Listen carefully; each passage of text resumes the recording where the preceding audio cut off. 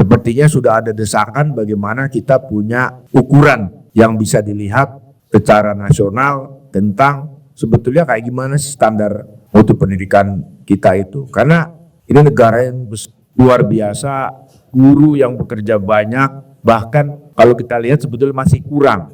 Sementara kesejahteraan guru juga masih di bawah standar, honorer nggak masuk akal, dibayarnya cuma 190.000, dibayar 3 bulan sekali. Kita menghadapi masalah di bidang pendidikan ini yang tidak sederhana. Jumpa lagi diskusi yang kadang rutin, kadang enggak gitu ya. Sore ini kita akan bahas soal ujian nasional, UN. Nah, untuk membahas hal ini kita mengundang tamu-tamu yang punya kapasitas luar biasa. Yang di sebelah kiri saya adalah Pak anggota Komisi 10 DPR RI, Pak Boni Triana. Di Komisi 10 Pak Boni antara lain mengurusi pendidikan.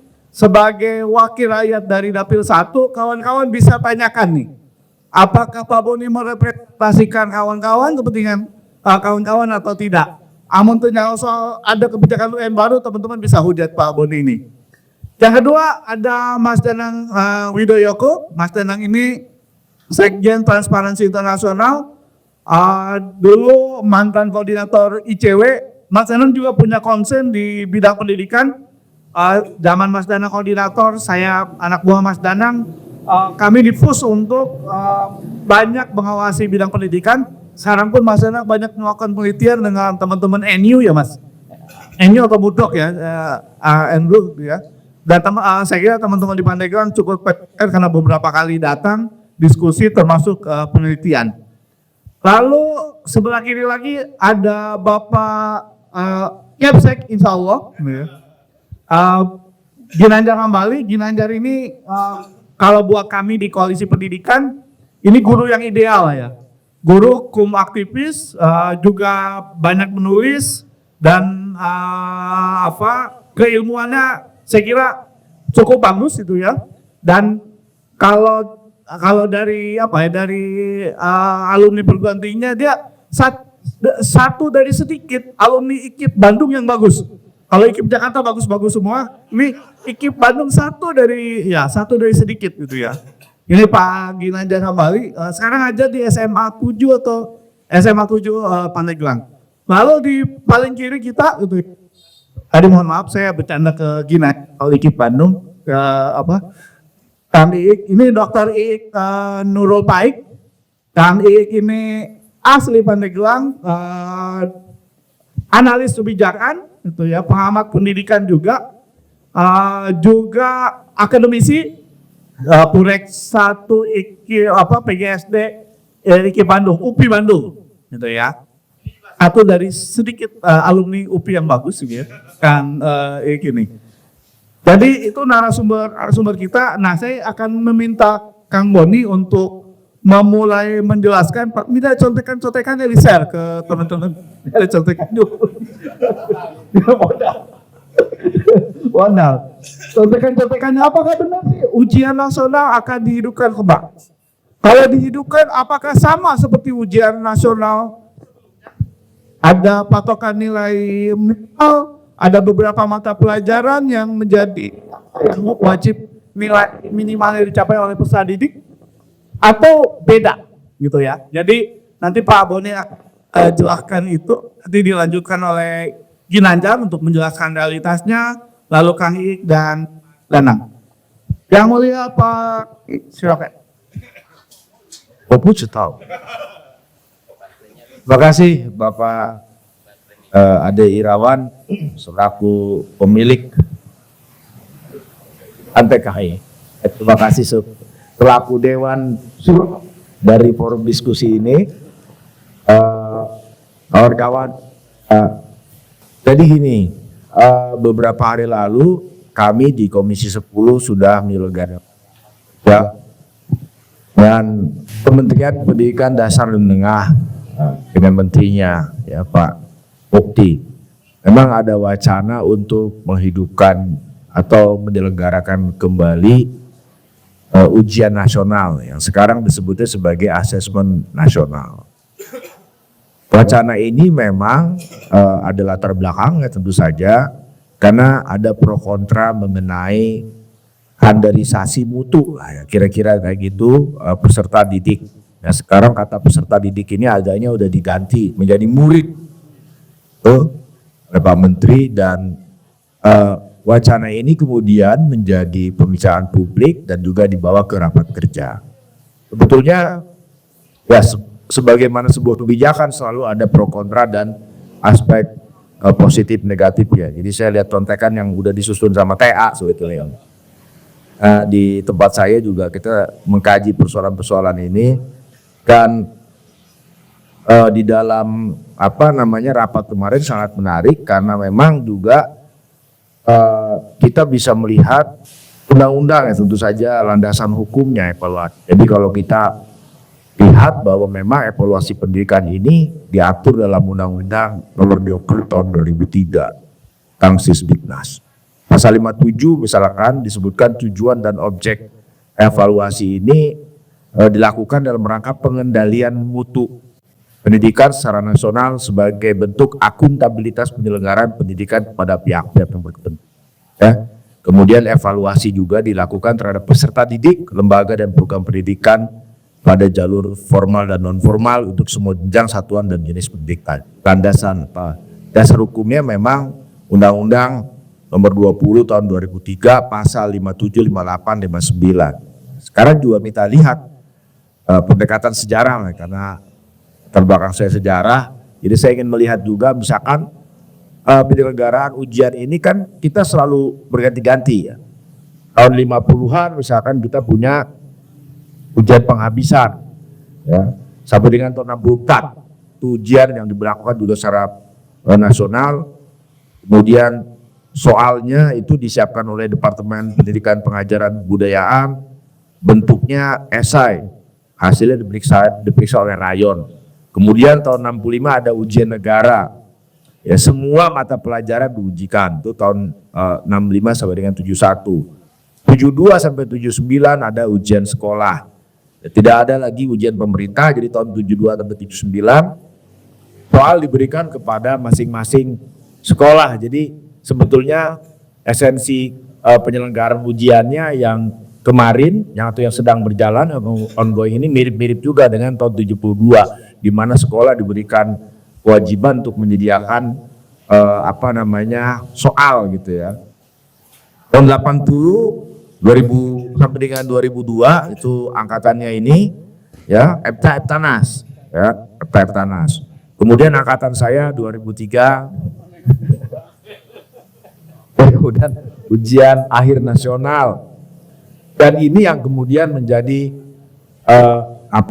kontroversi karena dia menjadi penentu kelulusan. Sementara kalau kita lihat standarisasi mutu pendidikan, jangankan di seluruh Indonesia, di Banten aja banyak yang tidak sekarang. Ya, ketika dia dijadikan satu-satunya ya tolong ukur kelulusan, maka itu menjadi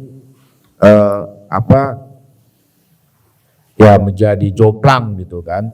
Nah, kemudian 2005 sampai 2010 ada ujian nasional dan ujian sekolah. Kemudian 2011, 2014 ujian nasional, ujian sekolah juga. 2015 sampai dengan 2019 ujian nasional dan ujian sekolah. Kemudian 2020 ujian sekolah dan asesmen nasional. Jadi di sini asesmen nasional sebagai evaluasi sistem pendidikan yang tidak mengukur hasil belajar individu murid.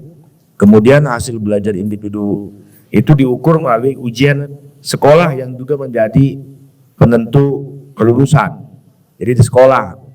Nah, kemudian kita lihat sekarang evaluasi hasil belajar peserta didik yang tidak terstandar yang dilakukan guru selama ini mengandung ada beberapa persoalan sebetulnya. Ini juga yang di-sharing oleh Kemdikdasmen dalam rapat komisi 10 kemarin. Misalkan begini, ada variasi standar, artinya standar penilaian antar guru dan antar sekolah itu berbeda.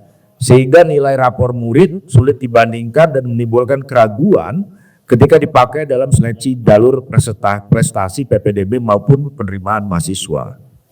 Yang kedua, ada semacam persoalan integritas lah gitu ya. Di sebagian sekolah, terutama yang mutunya kurang, itu cenderung memberi nilai yang lebih tinggi daripada seharusnya. Meski mungkin maksudnya baik lah, tapi jadi ada kecenderungan menormalisasi praktik kecurangan gitu ya. Jadi semacam hal yang diwajarkan gitu. Kemudian juga kualitas soalnya rendah. Pada sebagian sekolah soal ulangan dan ujian cenderung kurang berkualitas gitu ya. Tidak bisa dijadikan alat ukur kompetensi. Kemudian juga mendorong membelai tangkal. Kemudian juga jadi kurang motivasinya. Karena sebagian guru itu merasa belum mampu merancang penilaian pembelajaran yang mendorong murid itu merasa udahlah gitu kan, mau gimana juga tetap lulus dan naik kelas gitu. Kira-kira nggak ada motivasi untuk belajar lebih giat ya. Nah ini yang yang terjadi pada evaluasi sebagian peserta didik yang tidak standar dilakukan oleh guru yang selama ini masalahnya tadi saya sudah sebutkan antara lain gitu ya. Tapi di sisi lain juga ada ujian berkonsekuensi besar yang lebih terstandar seperti ujian nasional jadi kan tadi yang tidak berstandar gitu ya, diserahkan kepada masing-masing sekolah. Sekarang kita bicara yang sudah distandarisasi nasional seperti ujian nasional pada periode yang lalu. Itu juga ada titik lemahnya ya kan. Semisal ada penyempitan atau bukan penyederhanaan ya, mungkin penyederhanaan atau penyempitan lah gitu ya. Mata pelajaran yang tidak diujikan dalam ujian nasional cenderung kurang dianggap penting. Misalkan ada olahraga, seni, pendidikan agama, moral, Pancasila segala macam itu dianggap bukan suatu yang core lah. Karena yang dikejar itu yang mata pelajaran yang akan diujikan gitu kan. Sehingga porsi pendidikan karakter yang di dalam penyelenggaraan pendidikan dasar menengah ini penting, itu jadi terabaikan gitu kan. Kemudian juga ada pendangkalan pembelajaran mendalam kurang dipentingkan. Karena tes standar konvensional kesulitan mengukur kompetensi yang kompleks seperti analisis kasus, kemampuan berkarya dan keterampilan kolaborasi. Kemudian juga jadi melemahkan kemampuan regulasi diri lah, muncul kurang pandai lama, kurang tertib gitu ya, tuh kira-kira. Kemudian juga ada persoalan bias kelas. Jadi kelompok masyarakat yang kelas menengah itu punya kemampuan menyediakan fasilitas belajar buat anaknya lebih baik daripada yang bawah, kelompok bawah gitu kan.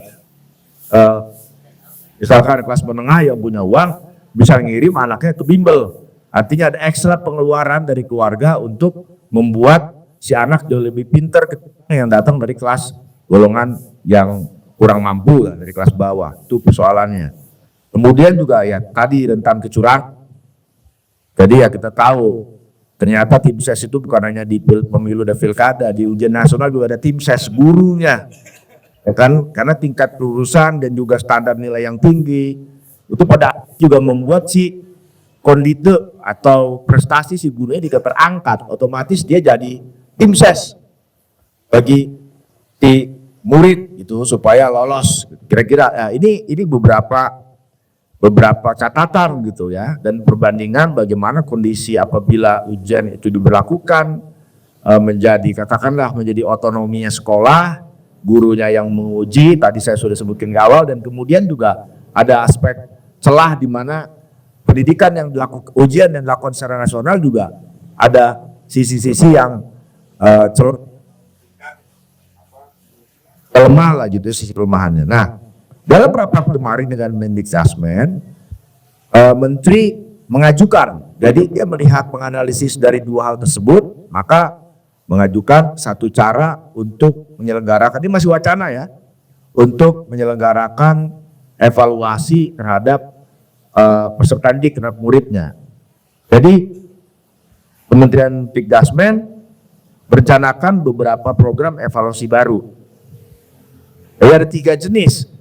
jenis evaluasi. Pertama, evaluasi oleh peserta didik dan pemerintah. Kedua, evaluasi peserta didik oleh satuan pendidikan. Dan ketiga, evaluasi sistem pendidikan. Program pesertanya, yang pertama untuk evaluasi peserta didik oleh pemerintah ada ujian kesetaraan. Nah, yang baru ini yang sedang diajukan gagasannya menggunakan istilah tes kemampuan akademik TKA berjenjang dari mulai kelas 6, 9, ya, MP, kemudian SMA kelas 12. Nah,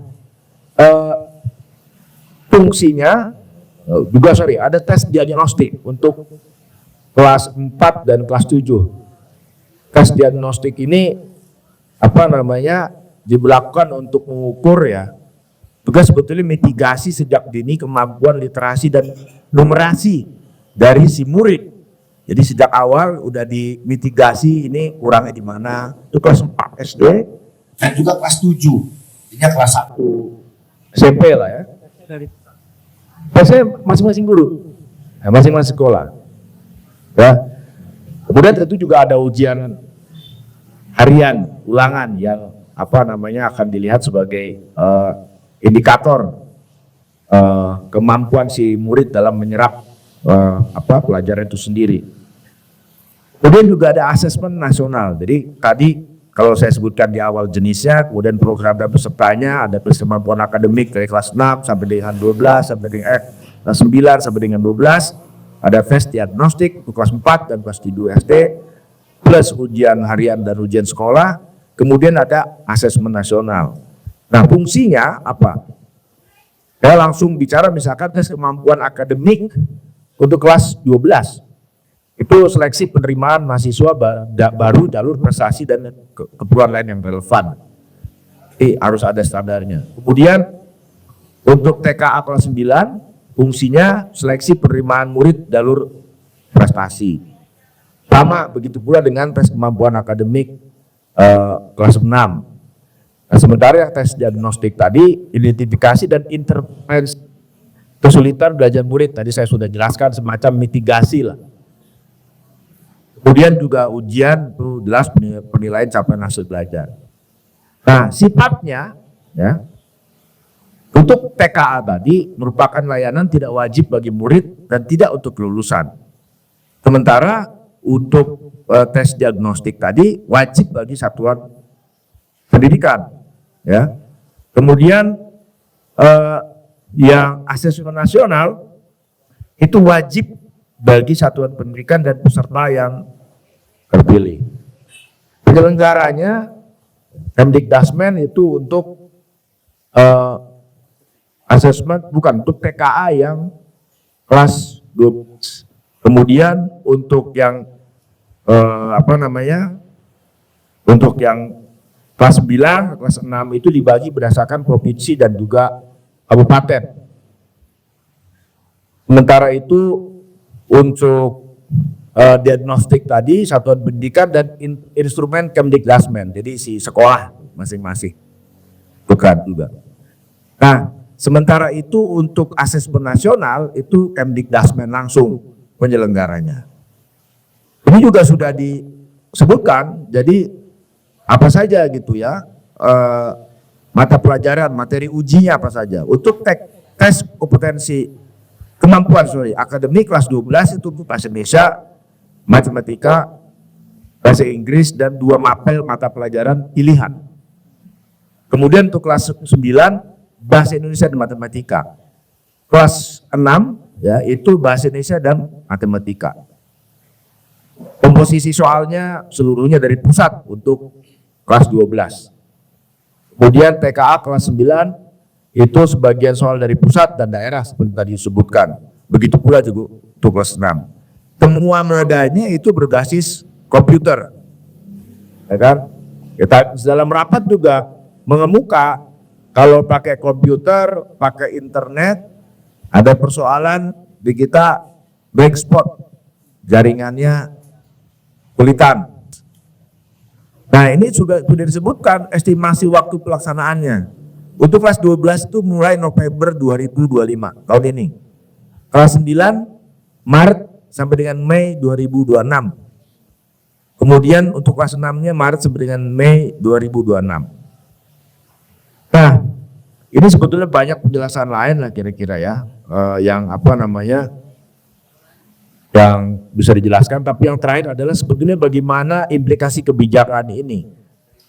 Kemampuan akademik, tes diagnostik, dan asesmen nasional itu menurut Kemdikbud itu akan memperkuat kapasitas Pemda, sekolah, guru dalam melakukan evaluasi berkualitas. Misalkan tes kemampuan akademik itu diharapkan bisa meningkatkan kapasitas pemerintah pusat dan daerah dalam pengembangan sistem dan penyusunan instrumen asesmen yang berkualitas. Sementara tes diagnostik itu diharapkan bisa meningkatkan kapasitas satuan pendidikan dan guru dalam mengidentifikasi kesulitan belajar murid melalui tes diagnostik untuk mendukung penerapan pembelajaran mendalam deep learning yang sekarang diperkenalkan oleh Menteri baru. Nanti kita juga akan bicara problem deep learning itu apa gitu kan, apa kaitkan dengan taksonominya Benjamin Bloom ya, jadi pendekatan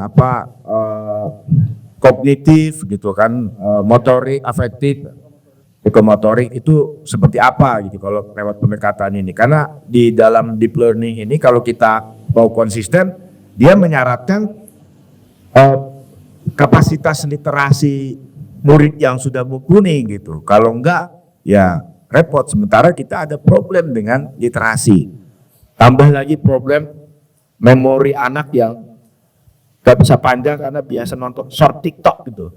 Nah itu problem. Makanya di Australia medsos dilarang, di negara Skandinavia juga sudah, Singapura menyusul untuk usia dini sampai dengan 16 tahun. Asesmen nasional juga diharapkan bisa meningkatkan kapasitas pemerintah persatuan pendidikan dalam memanfaatkan hasil asesmen untuk penjaminan mutu internal. Nah, itu semua kawan-kawan. Jadi sebagai sebuah wacana, Dikdasmen memang sudah siap mendorong disertai dengan beberapa instrumen evaluasi tadi. Ada tes kemampuan akademik, kemudian juga ada asesmen nasional, kemudian juga ada tes diagnostiknya sebagai bentuk mitigasi, identifikasi dini persoalan-persoalan dalam pendidikan. Sebagai wacana tentu ada pro kontra, begitu juga di Komisi 10. Terlebih kita ini dalam soal standar mutu pendidikan itu kan masih tidak merata, ya kan? Jangankan di Banten, kita jangankan di Indonesia Timur, di Banten sendiri masih pakai celok, gitu kan? Banyak guru yang masih kapuang kapaeng. Nah ini problem. Tapi pendapat lain mengatakan, ya kita harus punya standar tertentu. Kalau mau mengukur standar mutu, gimana kalau nggak diuji secara nasional? Nah gitu. Sebenarnya, pribadi nih kalau ditanya, sebetulnya kalau ide saya harusnya ada masa transisi, ya kan? Kadang di kita itu susahnya ganti menteri, ganti kebijakan. Padahal suatu keputusan yang sudah diketok palu bersama DPR mestinya menjadi keputusan bersama negara, harus diselenggarakan oleh siapapun walaupun pemerintahannya berganti.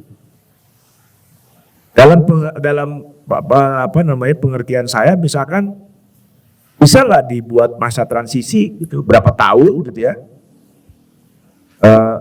Ya ini juga menjadi sangat relatif. 2 tahun bisa menjadi kurang, 3 tahun bisa menjadi kurang, 5 tahun menjadi kurang. Sampai kemudian kita memiliki satu kebijakan ujian nasional atau asesmen nasional yang kira-kira bisa diikuti oleh si peserta didik gitu ya. Dan tidak mengulangi kesalahan dari yang sebelumnya. Ini kan kayak perdebatan ayam sama telur gitu kan. Kayak perdebatan ayam sama telur, mana yang lebih dulu nih. Nah, berdasarkan rapat kemarin sudah disampaikan tadi, ini sepertinya sudah ada desakan bagaimana kita punya ukuran yang bisa dilihat secara nasional tentang sebetulnya kayak gimana standar mutu pendidikan kita itu. Karena ini negara yang luar biasa, guru yang bekerja banyak, bahkan kalau kita lihat sebetulnya masih kurang. Sementara kesejahteraan guru juga masih di bawah standar, honorer nggak masuk akal, dibayarnya cuma 190.000, dibayar 3 bulan sekali. Ya. Kita menghadapi masalah di bidang pendidikan ini yang tidak sederhana, sangat kompleks gitu ya. Namun mungkin pemerintah juga sedang melakukan skala prioritas mana yang harus dilakukan duluan untuk meningkatkan standar mutu pendidikan itu sendiri. Nanti bisa berkembang di diskusi. Tadi penjelasan saya sekaligus melaporkan hasil pertemuan kemarin dengan Kemdikbudrismen dan apa yang telah disampaikan oleh Menteri ya, yang tadi saya sudah paparkan. Dan terima kasih. Wassalamualaikum warahmatullahi wabarakatuh. Waalaikumsalam. Aplaus buat Pak Dewan. Yang sangat menggembirakan buat saya adalah Pak Dewan cukup pasti ngomong pendidikan, gitu ya. Walaupun kalau zaman sejarah dia ngomong kita harus percaya, karena kita susah ngeceknya. Kalau pendidik gampang kita cek, gitu ya. Nanti kita challenge. Tapi saya kira cukup bagus Pak Dewan menjelaskan, walaupun masih kita lihat ulang, ini sepertinya hampir sama seperti dulu, gitu ya. Karena yang kita bayangkan ujian nasional yang dihidupkan kembali sama seperti ujian nasional sebelumnya, menjadi alat untuk menentukan kelulusan. Tadi juga sudah disinggung oleh Pak Boni, salah satu masalah di kita adalah ketidakadilan. Itu standar pemerintah buru-buru membuat standarisasi kelulusan tanpa memperbaiki standar pelayanan. Kualitas layanan kita, pendidikan kita kan jomplang, gitu ya. Guru-guru juga sama. Dulu beberapa tahun lalu bareng dengan Kiki dan teman-teman kita riset di Banten, guru-guru di Pandeglang, Lebak di kampungnya Boni masih ada yang dibayar 200-250 ribu per bulan, gitu ya. Sekarang masih ada nggak kira-kira ya, teman-teman? Masih loba ini tugasnya Pak Boni kalau masih ada. Nah, bagaimana kita berharap pendidikan kita berkualitas kalau kemudian gurunya tidak diperlakukan dengan baik. Kondisi sekolah juga masih buruk begitu. Nah, saya kira itu beberapa aspek yang perlu diperbaiki. Nah, sekarang saya ke Bung Ginanjar untuk sebagai praktisi, orang yang mengalami langsung, termasuk menjadi tim ses untuk memberikan kunci jawabannya, betul mungkin kepada peserta didik. Untuk saya kira coba melihat ulang ya, mengkritisi kalau kemudian ujian nasional ini dibangkitkan kembali atau dihidupkan kembali, apakah akan banyak faedahnya untuk pendidikan kita atau sebaliknya justru akan banyak mudorotnya. Mudorot itu keburukannya Pak Boni, gitu ya. Pak Boni kalau belum tahu, apakah saja kebaikan atau apakah banyak kebaikan atau keburukannya? Nanti Gikin bisa jelaskan. Dan apakah kemudian mungkin Gikin juga bisa membandingkan zaman UN sebelum dengan yang Pak Nadiem sekarang begitu. Dan guru-guru atau sekolah inginnya seperti apa sih sebenarnya? Karena selama ini Pak Dewan dalam membuat keputusan pendidikan, walaupun sekolah menjadi institusi paling penting, tapi justru pihak sekolah yang jarang didengar. Betul ya? Pembuatan keputusan justru dibuat tidak berdasarkan banyaknya, tidak berdasarkan pada aspirasi dari bawah, khususnya guru atau peserta didik gitu ya, atau sekolah, dan konteks yang lebih lain adalah perguruan tinggi. Saya kira persilakan Gigin untuk membuat catatan gitu ya, terkait dengan ujian, apa yang terjadi di sekolah dan apa yang dibutuhkan oleh sekolah. Mangga Gin. Assalamualaikum warahmatullahi wabarakatuh. Terima kasih Bang Ade yang terkait dengan ujian nasional. Ujian nasional ini sempat mati suri atau sempat dihentikan pelaksanaannya oleh Menteri Nadiem 2021. Jadi sekarang sudah 4 tahun kita tidak mengadakan, sekolah tidak mengikuti ujian nasional, peserta didik tidak mengikuti ujian nasional. Nah, tadi pertanyaannya apa konsekuensinya kalau misalnya ujian nasional dihidupkan kembali? Nah, sementara ini sekolah-sekolah ketika tidak ada ujian nasional, sebenarnya ini kesempatan bagi sekolah untuk melakukan proses pembelajaran yang bermakna bagi peserta didik. Jadi bagaimana memberikan materi kepada peserta didik yang lebih menyenangkan dan lebih bermanfaat bagi mereka. Tapi kalau misalnya ujian nasional itu dihidupkan kembali, bayangan saya ini, ujian nasional ini kalau misalnya seperti era 2003 sampai 2015, maka ujian nasional ini semacam monster yang akan mematikan potensi peserta didik. Karena apa? Karena kalau misalnya ujian nasional ini menjadi penentu kelulusan bagi peserta didik, maka sekolah akan berlomba-lomba mendrill dan sekolah akan mencoba untuk memenuhi nilai-nilai yang di ujian nasionalkan. Sementara ujian nasional itu punya keterbatasan pemilihan di dalam studi. Kalau misalnya sebelum-sebelumnya ujian nasional itu kan hanya beberapa mata pelajaran. Jadi ada bahasa Indonesia seperti Pak Dewan tadi ungkapkan, ada bahasa Inggris, ada matematik, dan ada peminatan. Nah biasanya kalau sudah ada ujian nasional begitu, satu semester itu proses pembelajaran yang lain seperti tidak bermakna dan tidak penting. Pendidikan agama tidak penting, pendidikan olahraga tidak penting, pendidikan yang lain itu tidak penting. Karena semua konsentrasikan untuk ujian nasional. Nah, sehingga sekolah-sekolah pada akhirnya melakukan semacam peningkatan kapasitas murid untuk mengikuti ujian nasional dengan melakukan bimbingan belajar. Nah, bimbingan belajar ini pada akhirnya juga dilakukan oleh lembaga bimbingan swasta. Nah, kalau misalnya dilakukan oleh bimbingan swasta dengan trik-trik khusus, ini juga membutuhkan biaya yang cukup besar. Nah, itu apa? Kalau misalnya ujian nasional itu menjadi satu-satunya penentu kelulusan. Nah, efek positifnya pemerintah punya standar nasional mutu pendidikan yang berdasarkan ujian nasional itu. Tapi semenjak 2003 sampai 2015 dan setelahnya, ujian nasional ini selalu digadang-gadang untuk memperbaiki kualitas pendidikan. Jadi pemerintah membayangkan yang dikatakan oleh pemerintah itu bahwa hasil ujian nasional itu akan menjadi tolak ukur untuk memperbaiki pendidikan. Tapi selama saya menjadi guru, apa yang dikatakan oleh pemerintah bahwa ujian nasional itu untuk memperbaiki mutu pendidikan itu, sepengalaman saya, sepengetahuan saya itu tidak berjalan optimal. Jadi misalnya sekolah A kekurangan guru, sekolah A nilai ujian nasionalnya nilainya rendah, dan sekolah A itu gurunya sangat kurang sekali. Sekolah B misalnya, sekolah-sekolah yang ada di kota itu fasilitasnya lengkap, gurunya banyak, dan juga input ke sekolah itu bagus-bagus. Belum ada zaman zonasi pada waktu itu ya, jadi semacam nilai jadi bagus-bagus. Nah, itu tidak ada perubahan-perubahan signifikan terhadap sekolah, malah yang kebanyakan sekolah yang memiliki mutu yang baik itu semakin dibantu oleh pemerintah.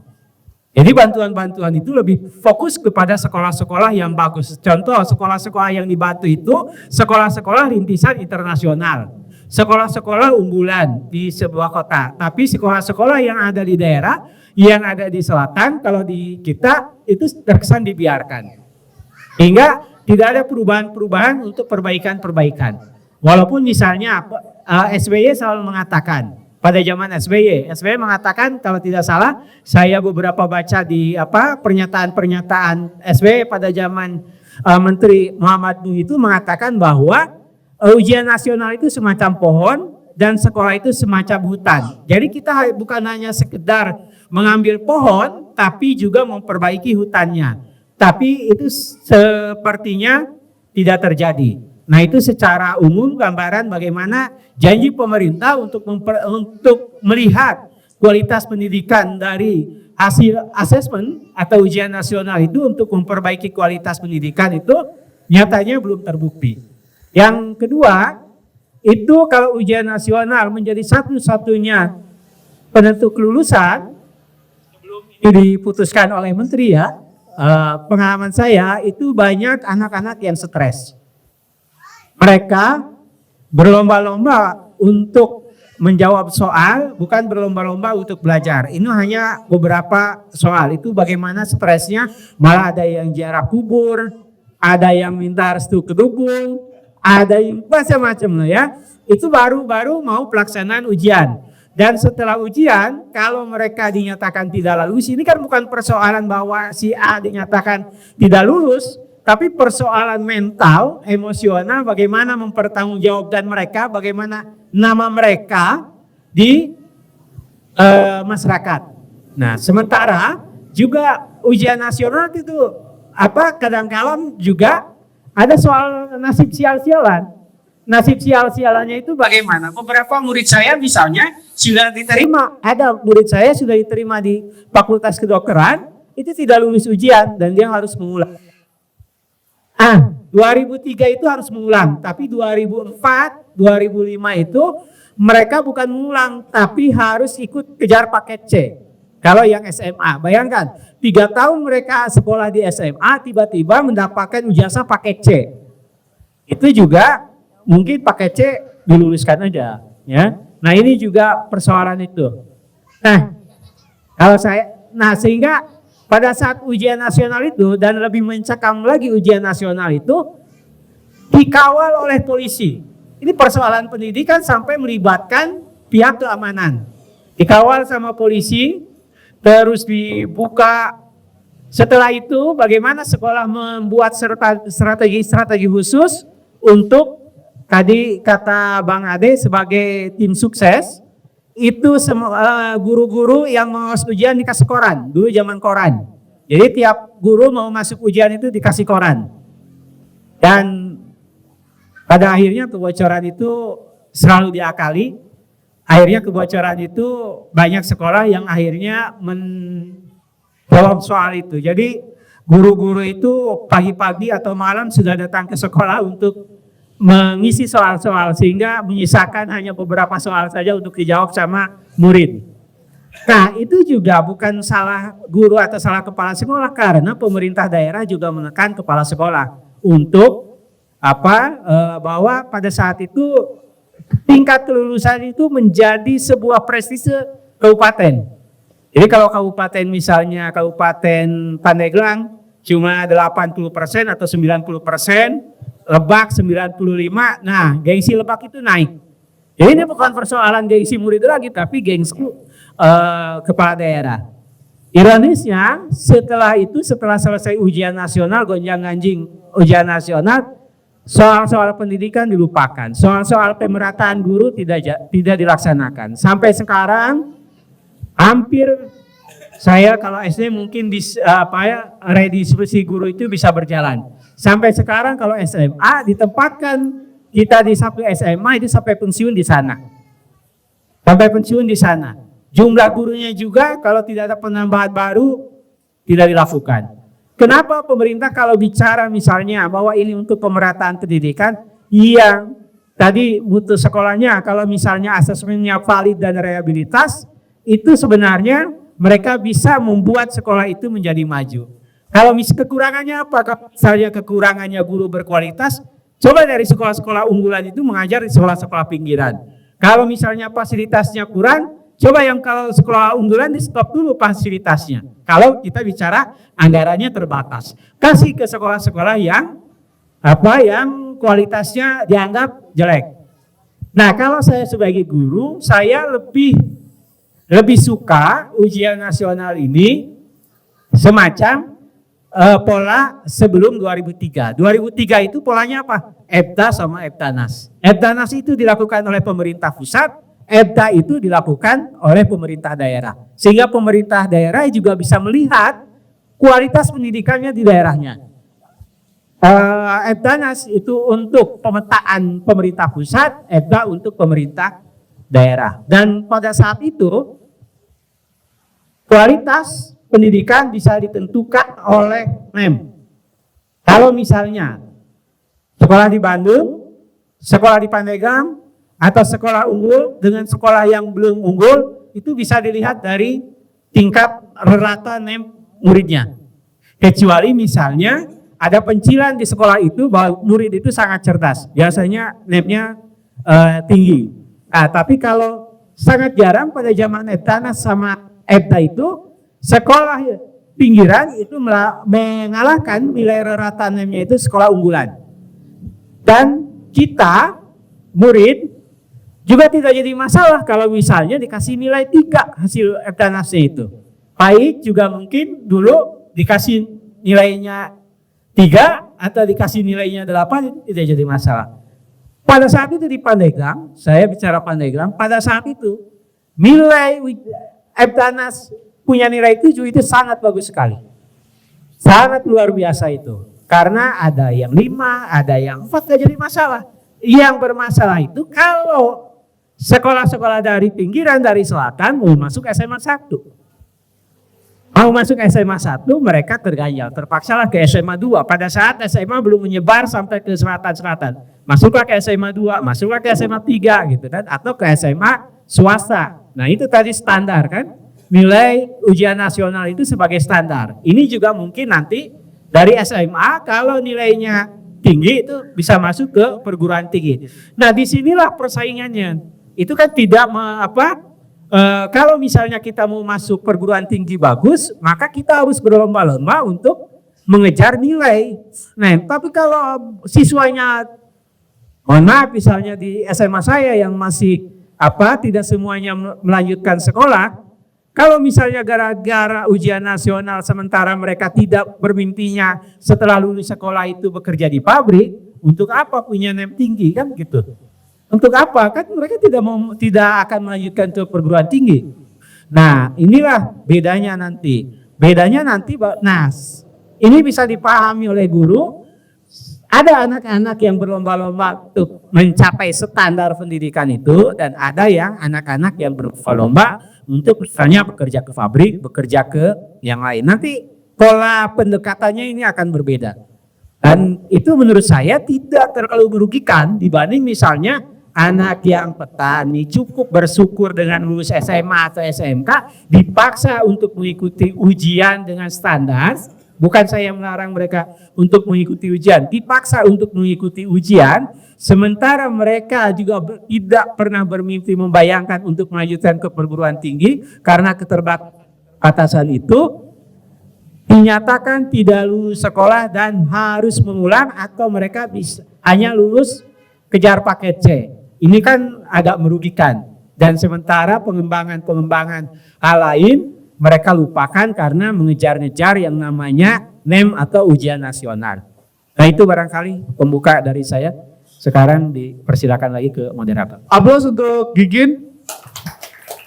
Jadi Pak Dewan sebagai wakil rakyat kita semua ini, aspirasi dari teman-teman guru, ujian nasional yang kemudian dijadikan sebagai alat untuk menentukan kelulusan, ini bisa menjadi malapetaka bagi pendidikan. Gitu. Untuk bisa masuk neraka karena berbuat curang tiap tahun, memberikan bocoran-bocoran. Sudah 5 tahun sekali jadi tim ses Pak Dewan gitu ya, tiap jadi tim ses murid gitu ya. Dan rata-rata dengan cara curang nggak ada, kalau Dewan enggak ya, kalau Dewan enggak. Nah ini akan berbahaya. Tadi saya kira Gigin dengan cukup baik banyak menjelaskan modus-modusnya. Selain kecurangan juga komersialisasi gitu ya, pendidikan juga akan makin menjadi, muncul banyak lembaga-lembaga bimbel. Jadi murid di drill hanya untuk mata pelajaran yang akan diujiankan saja. Ya, biasanya setengah tahun sebelum ujian nasional sudah di drill di situ. Mata pelajaran yang lain dilupakan gitu ya. Termasuk sejarah biasanya ya yang nggak diujiankan. Tadi Gigin mengajak lihat kembali ke belakang, ada Eptanas itu ya. Jadi pemerintah daerah juga diajak untuk menilai bagaimana kondisi pendidikan di daerahnya selain pemerintah pusat gitu. Dan orang dapat nilai kecil pun tidak masalah ya.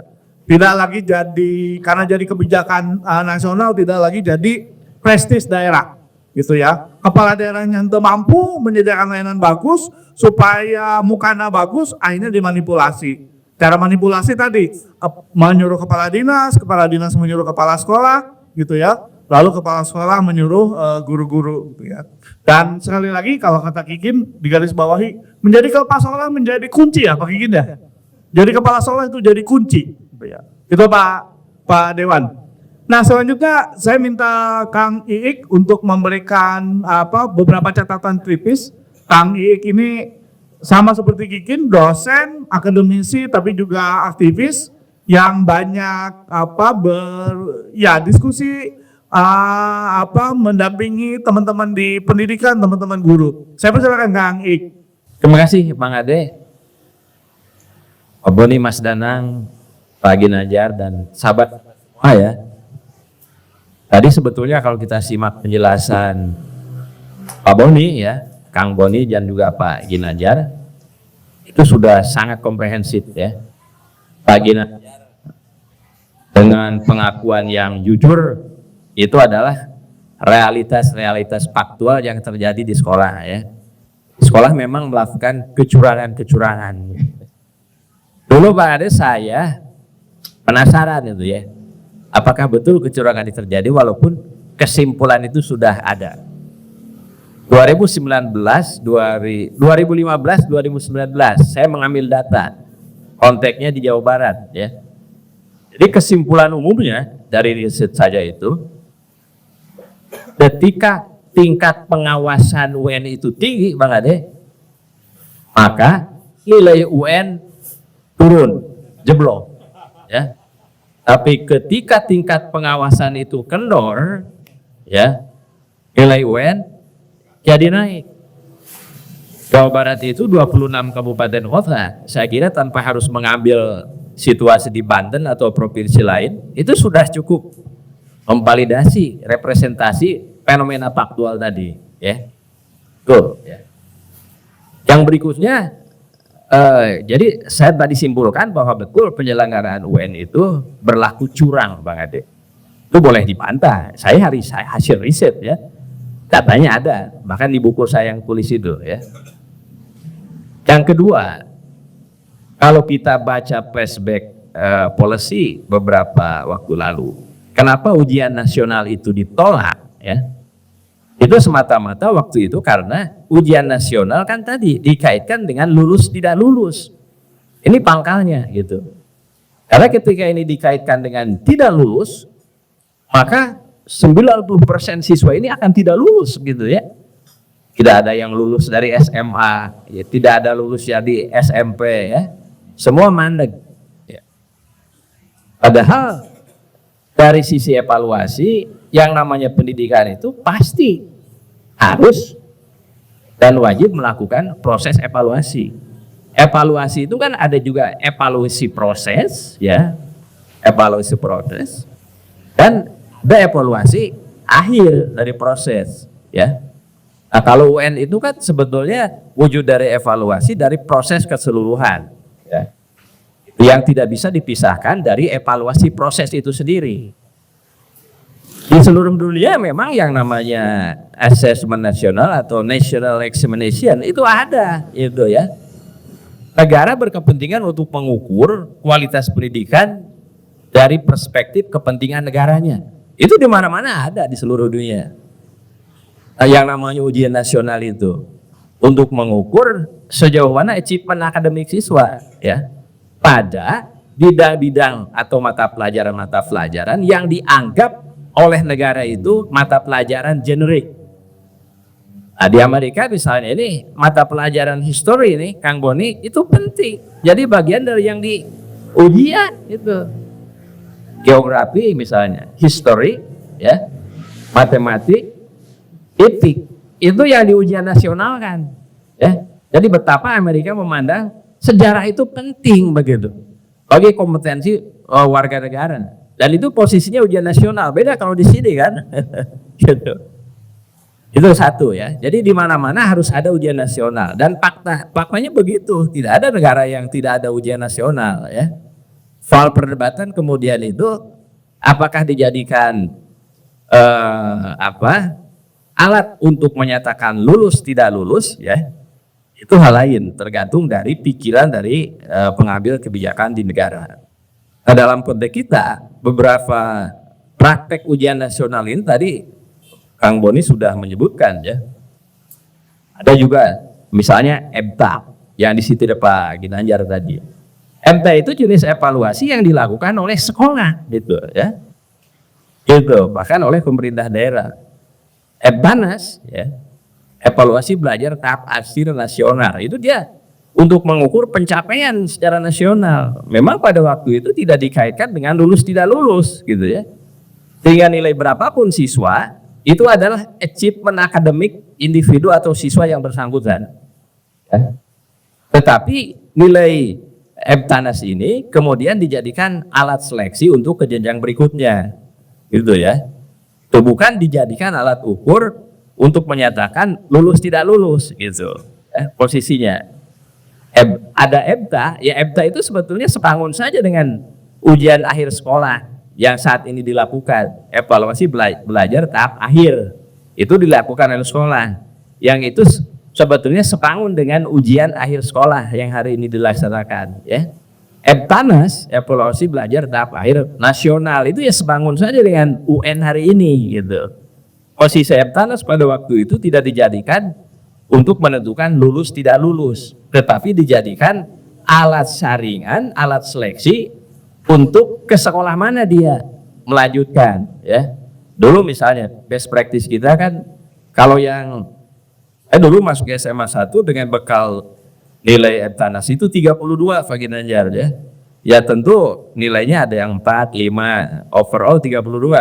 Bisa masuk ke SMA 1 Pandeglang saya kan. Itu dijadikan alat untuk seleksi, bukan untuk menentukan ke lulus tidak lulus. Nah, hari ini pun saya lihat kalau orientasi ujian nasional ini diorientasikan untuk menentukan lulus tidak lulus, justru ini adalah gejolak atau hal yang selama ini ditentang ya, disuarakan oleh guru-guru di sekolah ya.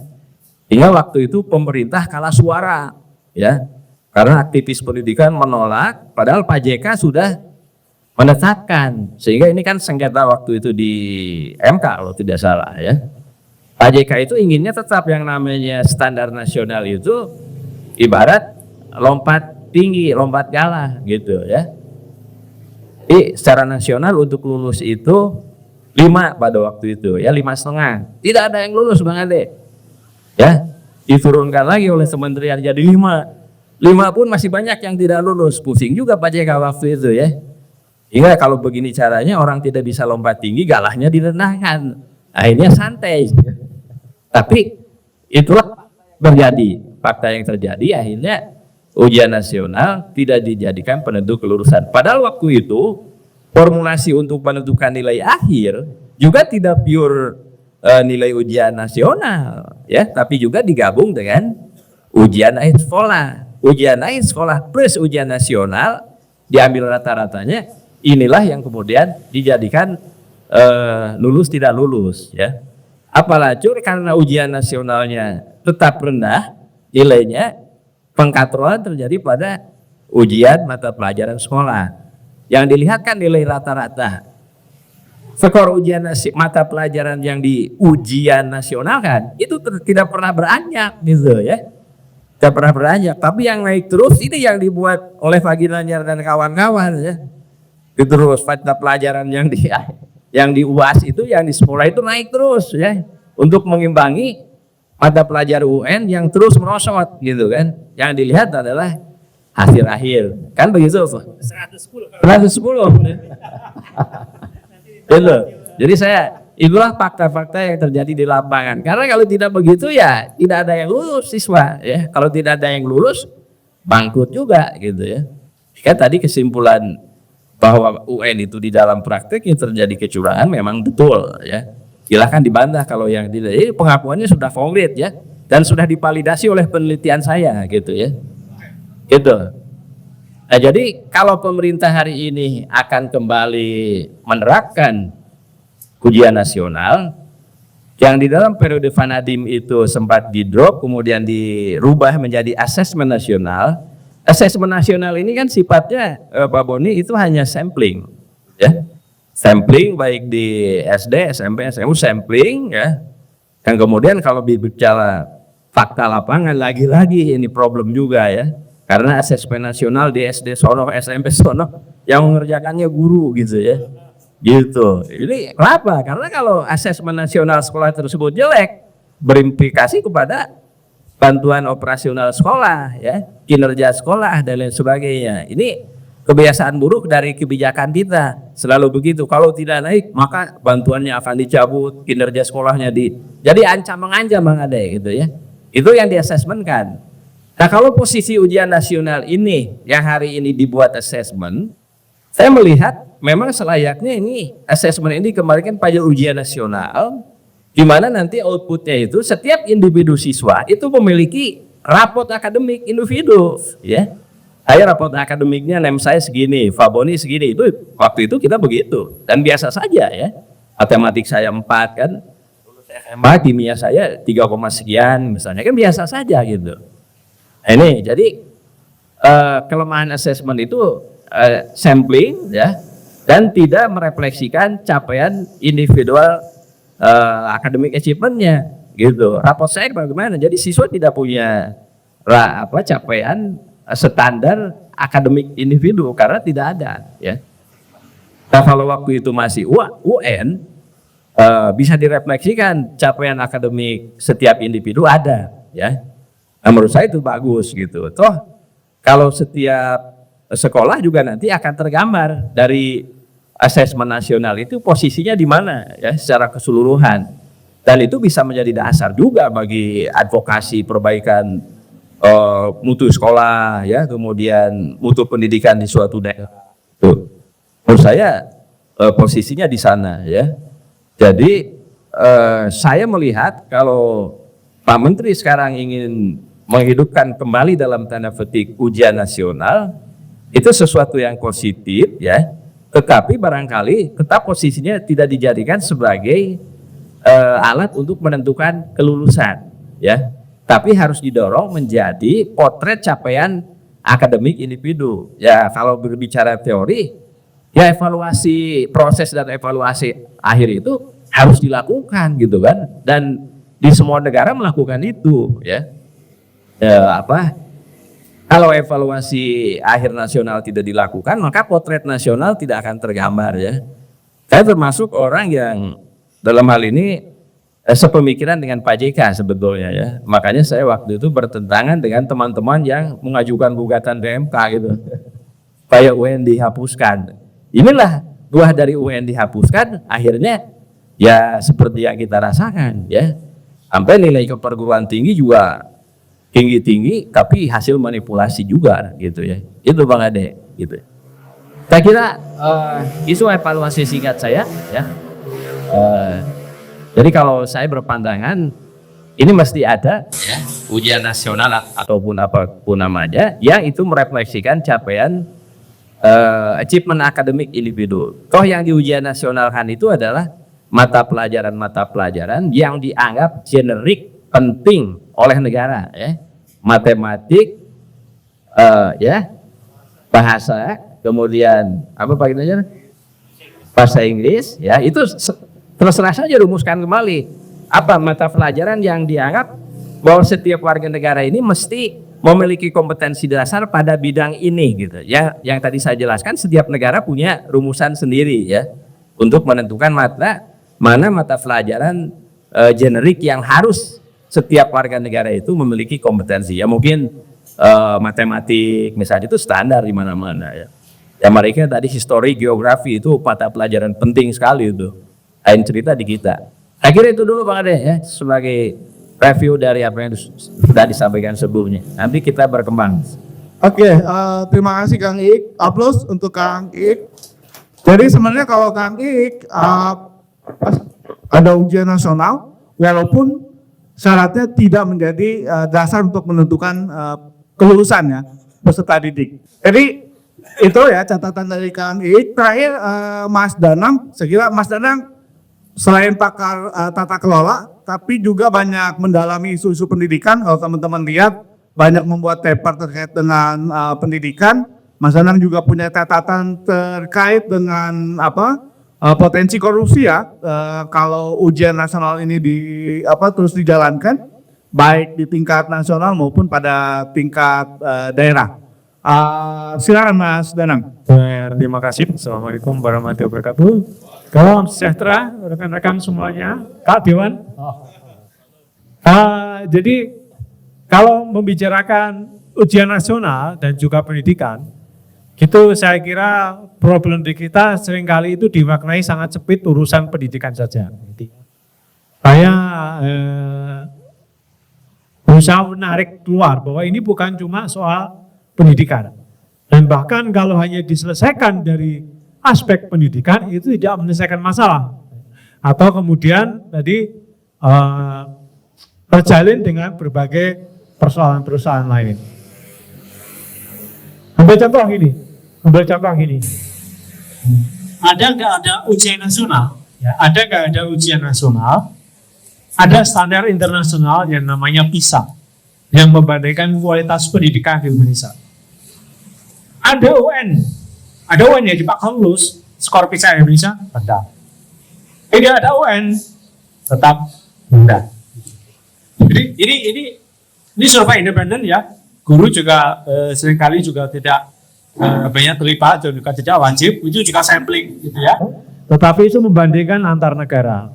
Dan ini merefleksikan sebetulnya kualitas pendidikan kita itu memang berada di bawah banyak negara lainnya. Bahkan dibandingkan negara-negara di Asia Tenggara kita berada di bawah. Tetapi sekali lagi ini kan persoalannya seperti ini. Tadi seperti disinggung tadi Bapak Dewan ini sudah fasih tadi pidatonya kira-kira metiplak dengan menteri ya. Tidak jauh sebelah 12 dengan menteri kalau tadi ini ya. Tadi ada pasal apa dikutip itu kan soal kualitas pengukuran kira-kira gitu. Concernnya soal kualitas gitu, kualitas pendidikan kita gitu ya. Nah, ini yang kemudian menjadi concern banyak pihak. Jadi bukan cuma guru, bukan cuma orang tua murid dan murid itu sendiri, tetapi para elit kita, anggota dewan itu juga punya kepentingan gitu ya. Mereka ingin kualitas kita kalau bisa lebih baik, minimal setara dengan negara-negara lain gitu ya. Bukan cuma bukan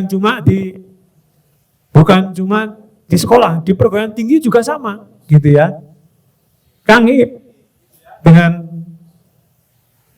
keterbatasan kualitas, keterbatasan gaji, keterbatasan ini flow-nya harus sama dengan dosen yang ada di Australia, standarnya harus sama dengan dosen yang ada di Singapura.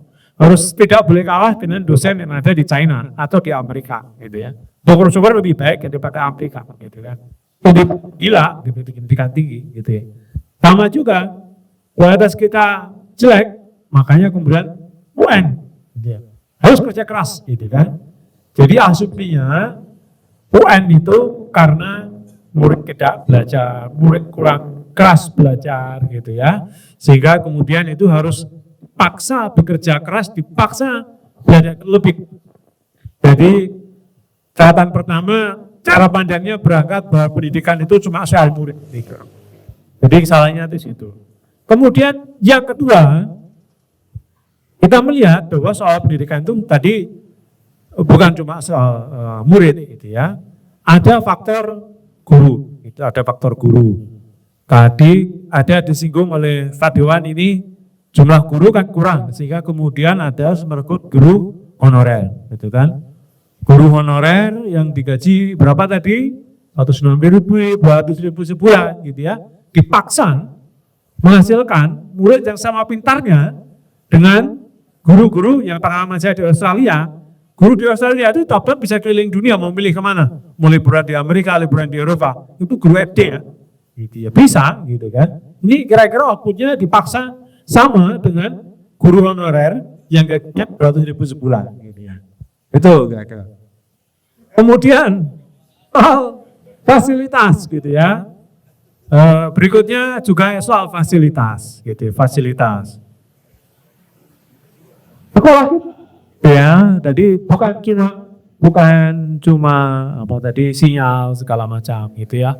Bukan cuma sinyal segala macam gitu yang kurang gitu ya. Yang nggak tahu gitu di sekolah itu kalau guru minimal sudah punya laptop ya, minimal ya. Ada yang nggak punya? Oh banyak, gitu ya. Nggak boleh ditanya. Kira-kira murid di Indonesia ini harus sama prioritasnya dengan murid di Australia. Murid di Australia itu orang tuanya pasti lebih kaya, negara lebih kaya. Udah lebih kaya, laptop pun dipinjamin sekolah, disediakan oleh sekolah. Gitu kan. Prioritasnya dipaksa sama. Gitu kan. Jadi berat sekali di murid di Indonesia. Sama juga berat jadi dosen di Indonesia. Gitu kan. Nah, jadi itu ya kemudian memaksa itu jadi itu. Lalu kemudian karena berikutnya karena fasilitas kurang gitu kan, kualitas gurunya juga kurang, tetapi outputnya harus kelas 1, harus yang terbaik gitu kan. Akhirnya kepala sekolah berakrobat gitu kan. Bagaimana caranya gitu meningkatkan fasilitas di sekolah gitu ya.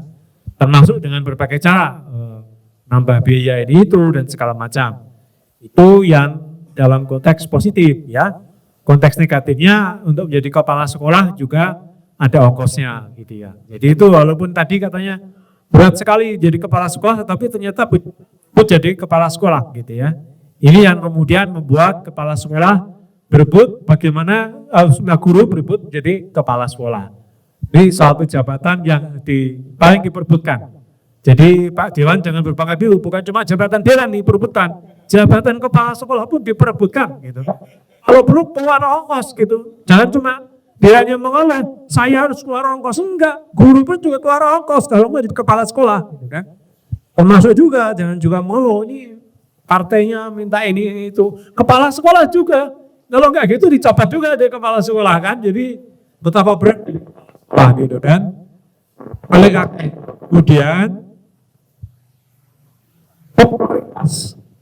pokok kita tuntut karena itu sumber biaya tinggi kelulusan UN gitu ya 100% gitu kan, sekolah favorit kan, atau minimal di sekolah-sekolah itu kalau SMA itu kelihatan ya, paling kelihatan alumninya diterima di PTN mana saja gitu ya, itu dia harus pajang di depan sekolah.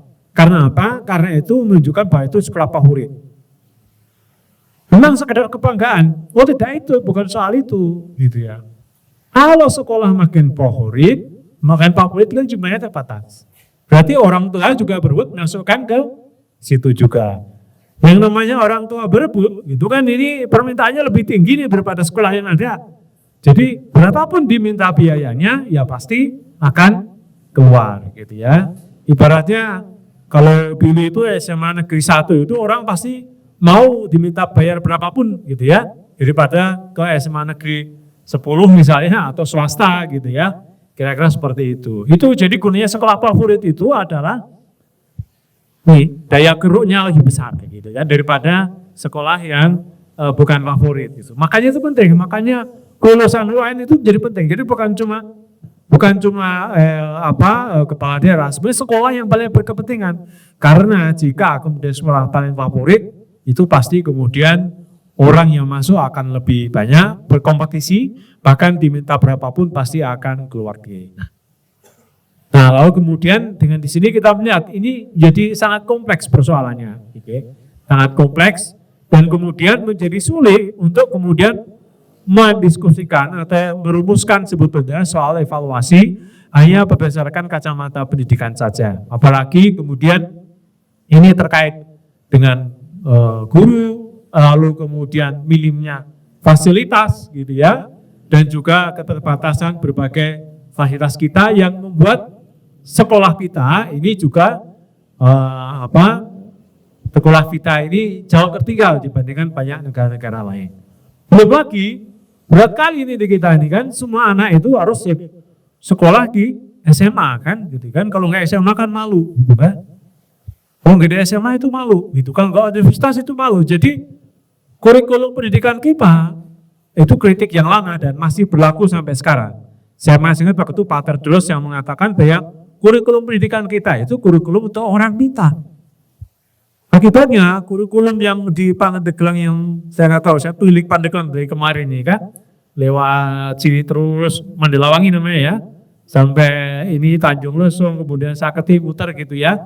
Ini kira-kira anak sini kira-kira sama diharapkan gitu ya, kualitasnya sama dengan apa sekolah SMA apa itu Cahaya Banten apa ya nih? Gitu. Pokoknya nggak boleh kalah dengan itulah, dengan SMA di Jakarta dan seterusnya gitu ya.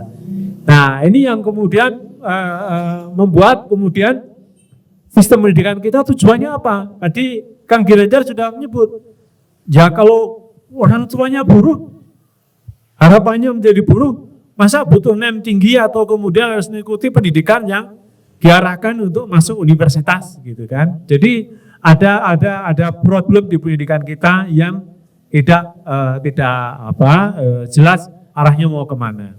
Nah situasi ini yang kemudian membuat kita semua perlu memikirkan pertama arah pendidikan kita ke depan seperti apa. Apakah kita memang akan tujuannya menghasilkan lulusan yang dari SD, SMP, SMA, universitas gitu ya. Kemarin sudah diusulkan dari dorong soal vokasi, tapi makin ke sini kampanyenya, sosialisasinya makin lama makin redup kan. Apalagi kemudian soal UN. Kalau udah UN, ini vokasi jadi kesekian gitu kan. Jadi itu yang kemudian menjadi ini kita, concern kita. Jadi pendidikan kita arahnya mau kemana. Kemudian yang kedua, beban pendidikan itu tidak bisa diserahkan sepenuhnya pada pundak siswa atau kepada guru, tetapi juga semua pihak gitu ya. Nah ini yang saya kira perlu dicek kembali. Saya kira ujian nasional kan mengukur siswa, tapi belum sangat ukuran untuk sekolah gitu kan. Sekolah misalnya kalau sekolah di mana di pelosok sini, saya nggak tahu ini kira-kira bisa nggak ukurannya disamakan dengan sekolah SMA yang ada di Jakarta. Katakanlah SMA yang ada atau SD SMP yang ada di provinsi-provinsi yang luar Jawa sama dengan di Jawa. Itu ada ukuran-ukurannya apa tidak? Kalaupun ada, itu ya pernah disosialisasikan kepada kita. Gitu. Sehingga kemudian karena minim sosialisasi, lalu kemudian tiap ada pengukuran atau assessment, gurunya turun tangan karena takut fasilitasnya dipotong, gitu kan.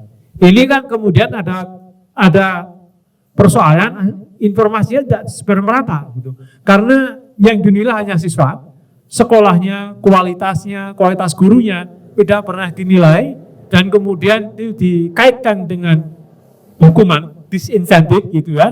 Tidak melihat ada insentifnya gitu ya. Ini yang kemudian membuat itu menjadi ukurannya tidak fair. Sehingga kemudian dampak ini semua ketika dipaksakan, lalu tadi teman-teman sudah ungkapkan kecurangan nasional. Jadi ujian nasional akan melahirkan kecurangan nasional gitu. Nah saya kira saatnya terakhir karena saya bersama Perkanatan Guru gitu ya. Jadi kalau pendidikan kita mau disamakan dengan pendidikan di Australia, di Eropa atau Amerika, teman-teman guru minta dong fasilitas dan gajinya setara loh sama yang di Australia dengan yang di Australia dengan yang di Eropa gitu ya.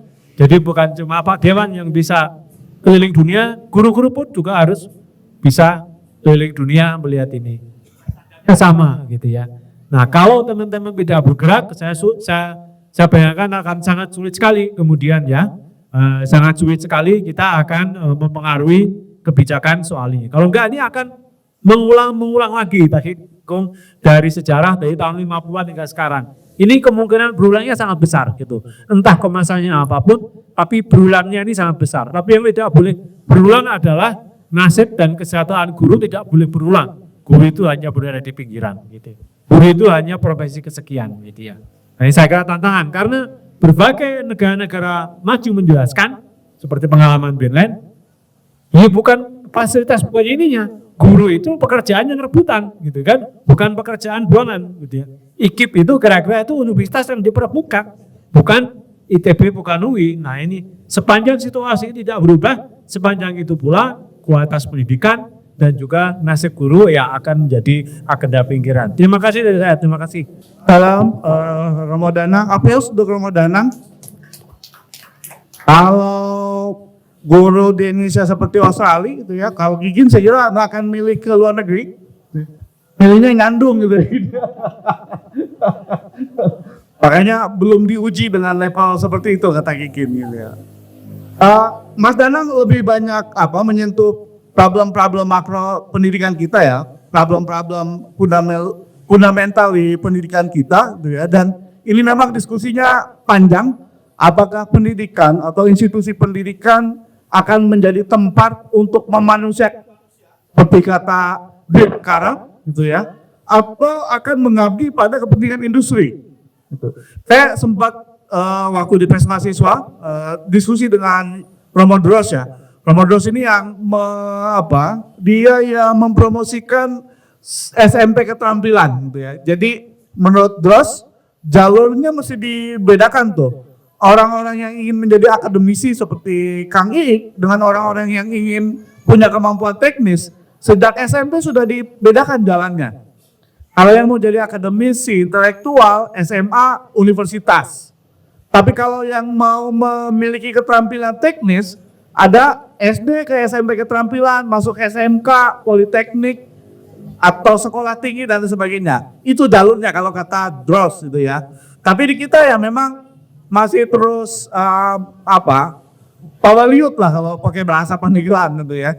Jadi masalahnya kembali lagi ke situ. Selain memang kalau di pendidikan kita ada tadi juga singgung karena ada masalah politisasi gitu ya. Ada masalah korupsi. Gitu ya. Nah, mudah-mudahan turunnya Bang Boni di Komisi 10 bisa mengurai gitu ya.